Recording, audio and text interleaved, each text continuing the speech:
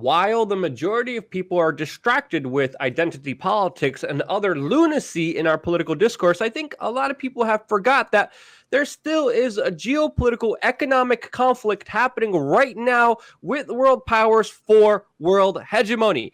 And to talk about that, we're going to bring up this article that is titled, quote, America gets its buttocks handed to it in World War III simulations. U.S. forces are defeated by Russia and China in almost all scenarios, analysts warn. Now, Jason, I kind of want to challenge you on this article. We're also going to get into the bigger geopolitical picture here. But, Jason, give us the kind of biscuits and gravy of this article. So this is a study from the RAND Corporation. Anybody that knows about the RAND Corporation knows that they are heavily funded by the military-industrial complex. Most of these studies are, of course, funded by the Pentagon. No surprises there. And basically, they're running simulations based on our F-35 and technology we're using. Basically, we would not be able to invade Beijing. We would get torn up by the Chinese military. But I think the larger issue is here. They're trying to promote a revamped and new military. They're like, despite us spending nearly double, actually over double, the next military with over $1 trillion, we're falling behind. So in a lot of ways, these studies are kind of fear-mongering to get people behind a new and revamped military. And I think that's going to rely heavily on drone technology, automation, and robotics. And that's kind of scary. That's the undertone here. But as of right now, I do believe that if we went in there with our old gear and we tried to invade something like China, yeah, we would get our ace handed to us because the Chinese have ramped their military up. And yes, they're drilling all the time, Luke. Yeah, I mean, I totally disagree with you. I do think this is just total disinformation and propaganda. I mean, again, you pointed out, we were talking about this before we went and did this video. But again, RAND Corporation gets supported mainly by the Pentagon and military-industrial complex, right as Trump is proposing a 2020 budget where, of course, he cuts domestic spending and increases spending on defense. And as we know, it's not defense. It's really offense, what the United States has been doing, of course. And while the United States does really just incredulous things like attack Somalia, which actually we've been on the ground documenting how that been backfiring, and also launching airstrikes in Syria, which just recently killed at least 50 civilians, while the United States does these asinine actions, creating massive blowback. What is China doing? China is literally building the new Silk Road, with the United States even having to issue warnings about Italy being made, quote, great again through, of course, China's belts and roads that they're building, that they're going to be enhancing their trade with, telling the United States, telling Italy not to be a part of this bigger Chinese plan. China also, of course, is expanding economically all throughout Africa, with what many people are even characterizing as a new colonization effort, with, of course, trade, aid, debt traps, and diplomacy, pretty much establishing a huge footprint with the continent of Africa, establishing themselves with more national resources. So I call hooey on this. To me, the United States spends a significant amount of money on defense, on, of course, weapons, on, of course, the military-industrial complex. And strategically, there's a reason why China right now is building man-made islands in the South Asian Pacific Sea. They're doing that because where they are strategically located is very, very, very weak location strategically, because again, if they get invaded, they're going to be pushed back, and they need to set the conflict to be in the Pacific Ocean. They're surrounded by, of course, Korea, by, of course, Japan, by, of course, Vietnam, the Philippines, who, of course, are warning and are saying that, yes, we're going to be on the U.S. side, as China, of course, is expanding their efforts. They know that, this is inevitable, because whenever you have a world power advancing, trying to take over and be the world hegemonic power. The prevailing power, of course, always sees it as a threat. This conflict is, to me, inevitable one way or another. It's already happening economically. It's already happening with PR, with information, and even Hollywood.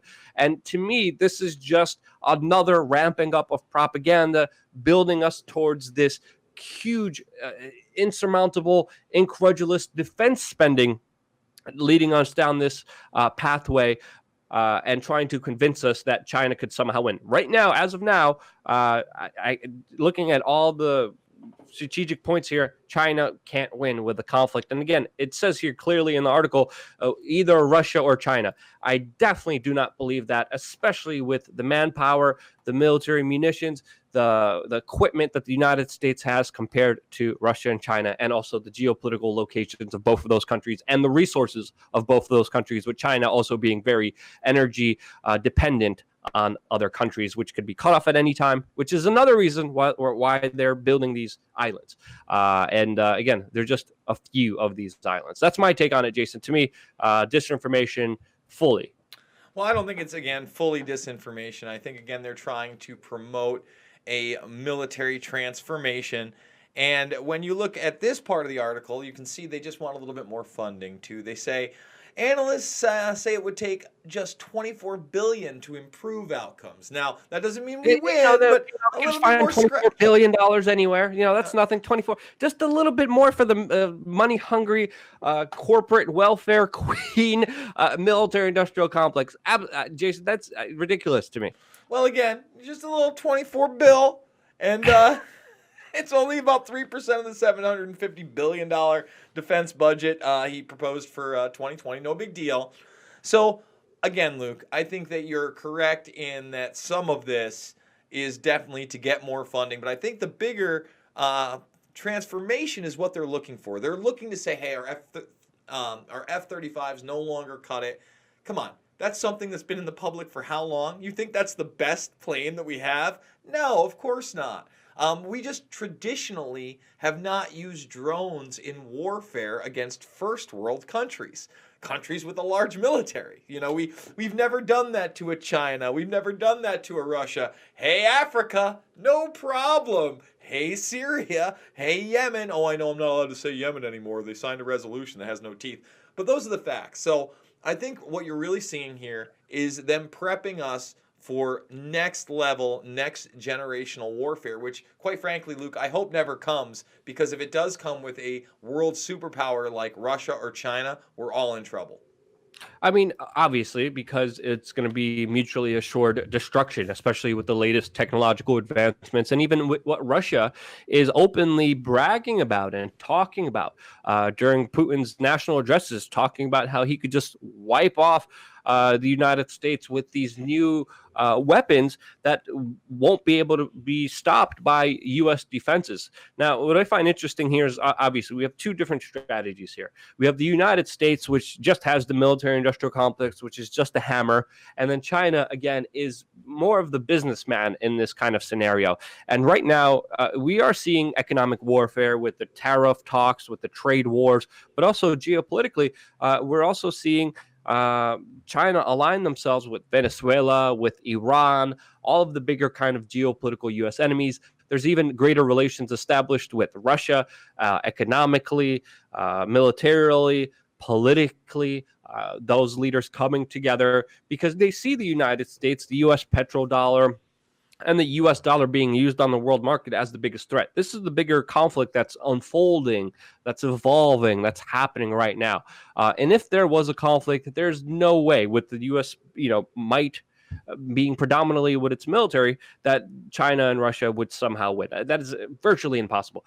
The bigger scenario here, if it was an actual physical fight without these latest weapons, the bigger example here that Rand doesn't talk about is that if just one of these new advanced weapons are used, holy cow, pretty much the whole world would pretty much be over, if not a significant portion of it.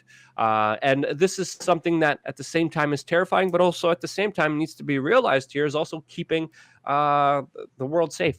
Because instead of having local conflicts in local regions, this threat is terrifying enough to stop these people from actually engaging in a physical conflict. So right now, this is why the conflicts are happening in Syria, where we've seen the Chinese back Bashar al-Assad and the United States try to overthrow him. This is why we're seeing rampant talk with Iran. Iran is very important for China with, of course, oil. So is Russia. And so is Venezuela. That's a whole nother picture here with Russia even sending security forces to Venezuela to try to secure President Maduro, to make sure that he doesn't get assassinated, to make sure he doesn't get overthrown, because China has given a huge economic financial loan to Venezuela. Venezuela is paying that back, not with money, because they don't have any. It's all hyperinflated. They're paying that back with their natural resources, oil. So there's a huge natural resources economic war happening right now. Will it become an actual physical one? No. The fear mongering, the military industrial complex, to me, it's wrong. And to me, it's just the wrong strategy. When you have a hammer, everything starts looking like a nail. And I think that's why we're seeing such aggressive actions in Somalia, in Syria, that are hurting innocent people, having the opposite effect. And really, it's the wrong strategy here. The Chinese strategy, the economic businessman strategy, it's really going to work out for them long term. And it's really something to look out for in the kind of near future. It's not here yet, but with this inevitable kind of blunder that the United States is committing, it's going to be a major issue to deal with. This is why China is preparing the way that they are. That's just my analysis on it. Jason, what do you think? Do you want to debate or correct me on any of those issues? No, let it slide. Okay. All right, so that's our take on it. If you do want to challenge me, feel free to let me know in the comment section below what you think is wrong or incorrect about the larger kind of analysis that we provided here with you. We always appreciate your feedback. We always love listening to you because, again, we're independent media, and it's about having this conversation with you and not just telling you, what the truth is. Again, the truth is very subjective. This is what we gathered from our evidence, and we can only be better from it when we start communicating and listening to each other. This is a part of the larger mission we have at We Are Change, and if you agree with that, share this video, and thank you again so much for watching Real Independent Media.